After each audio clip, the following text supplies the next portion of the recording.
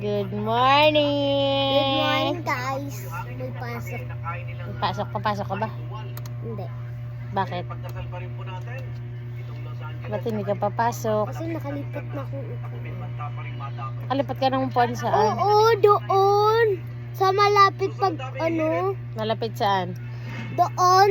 Sa Malapit kanina. diyan para pag umuwi na ako, para pag na ako, tatalon ako. Tatalon? Oo, meron ng dito. Wala nang danan dito. Dito na ako tatalon.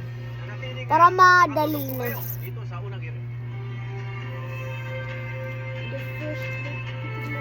Hindi ka papasok ngayon. Bili ako ko. Bye guys. Good morning.